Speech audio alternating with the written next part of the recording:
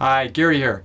You have this article, this picture actually in New Yorker back in the 1940s, and it's got this elderly gentleman sitting next to his lawyer, and it says, "Now read me the part again where I disinherit everyone." That sounds funny, and hopefully you love your family and you're not going to disinherit them. But what I have for you today are the 10 must-have docs. Now I say must-have because they may not all be, but at least you can look at this checklist, and later I'm going to give you a little downloadable form so you can check them off. First is your last will and testament, and could be trusts as well. Why is that important? Well, first of all, every state has it, so if you've moved recently from one state to another, you got to redo it. And if you have young children, you'll make sure you have the guardian designated. And then, of course, that last will and testament can say where everything goes, or it can be also the trust document that's related to it. That can make that happen. Number 2 is a personal property memorandum. What is that? Well, you might say, I want my cat to go to Aunt Susie, and I've got this couch that's in the family going to my brother, and whatever happens to be. You can put that in a memorandum. That's basically going to say where those personal property pieces go rather than in the will itself. It's one way to do it. Next, we have power of attorney for health care. Now that designates who and how your health care is going to be taken care of when you can't do that yourself.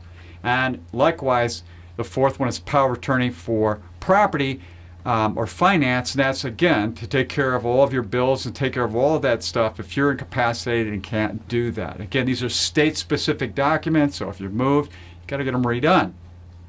And we have living will. And the living will is really about life-saving treatment, again, state-specific, and that's something you can have as well, along with the healthcare power to make sure your wishes are granted based on how you want your life to be extended or not based on circumstances. And that leads right into number 6, which is a DNR or DNI. So do not resuscitate and do not intubate. You know where they put that tube down your throat, intubation.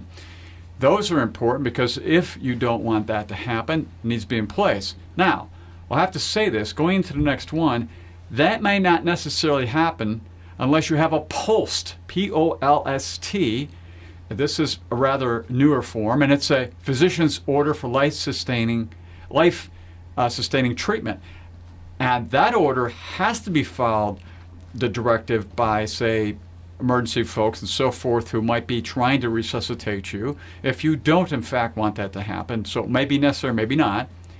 Number 8 is the organ donor registry. Now, most people say, well, I have an organ donor card and so forth, but believe it or not, they'll look up on the registry to see what you wanted to donate rather than if they don't have it on your actual, driver's license card.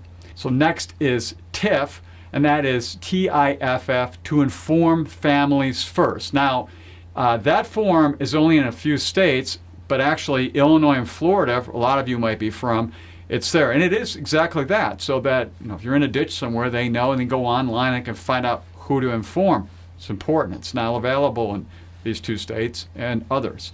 And then finally, there's an ICE, and that's in case of emergency. Again, another document that you can go and have put online. So you can go down below and read and click on this downloadable document to print these out. And if you want to take it to your state planning attorney to go through making sure that these are covered. Again, not all of them apply everywhere, but they may apply. Just thought you'd like to have a kind of an all-inclusive list of the things that you might need to make sure that your estate is all taken care of. So until next time, enjoy.